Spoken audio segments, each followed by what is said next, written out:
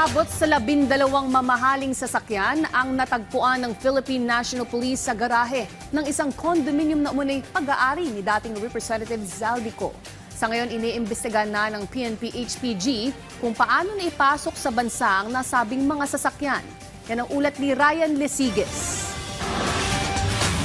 Nakatakdang sa ilalim sa forensic examination ng Philippine National Police o PNP ang mga sasakyan na kanilang na-recover sa garahe ng isang condominium na sinasabing pag-aari ng mga kumpanya na konektado kay dating Ako Bicol Representative Zaldico. Ayon kay PNP-HPG Director Police Brigadier General Hansel Marantan, nasa 12 sasakyan ang nasa compound ng ICI. Kabilang sa susuriin ang mga kainainalang dokumento at kung paano na ipasok sa bansa ang naturang mga sasakyan. So there's malice dito sa mga investigation na ito. Kung you are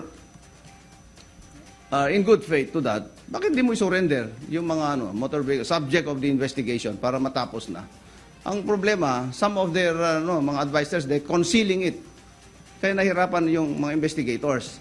Tapos magpapaulang kayo ng harassment sa amin. Kaugnay nito, nanindigan pa rin ng Highway Patrol Group na legal ang kanilang operasyon at handa silang humarap sa anumang investigasyon. Hindi naman kami pumunta dyan para lang out of the blue.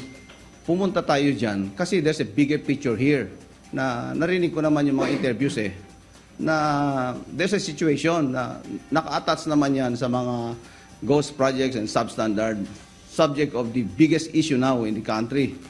Kaya pumunta tayo yan is the interest of the state. Kabilang sa mga luxury cars ang isang Rolls-Royce na nakapangalan sa Eco Leisure and Hospitality Holding Inc., Toyota Sequoia na nakapangalan naman sa La Venecia Hotel Spa Inc., tatlong Cadillac Escalade na nakapangalan naman sa Misibis Resort, Sunwest Construction at Eco Leisure and Hospitality Holding. Meron ding dalawang Lexus na nakapangalan sa Sunwest at La Venecia Hotel at isang Mercedes na nakapangalan sa Sunwest. Ang naturang mga sasakyan ay nagkakahalaga ng 145 million pesos. Bukod dyan, natagpuan din ang iba pang mamahaling sasakyan gaya ng dalawang Lexus at isang Ferrari. Kaugnay nito, ay ibinunyag ni Marantan na 10 mamahaling sasakyan pa ang kanilang hinahanap na kabilang sa 24 na subject sa search warrant. Binibigyan ko ng warning yung mga nagtago ng mga sasakyan na hinahanap namin. Kasi pag inabutan namin sa inyo yan, kayo ang mananagot. Hindi naman ninyo may tatago ng matagal yan.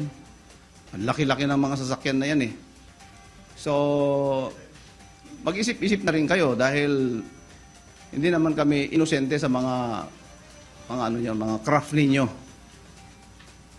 Almost alam na namin yung mga modus na rin ninyo. Sa ngayon ay may natanggap na daw na surrender feeler ang PNP-HPG sa ilang personalidad na may hawak sa mga sasakyan. Tuloy-tuloy din daw ang ugnayan ng PNP sa Bureau of Customs para sa isinasagawang investigasyon. Ryan Lesiges para sa Pambansang TV sa Bagong Pilipinas.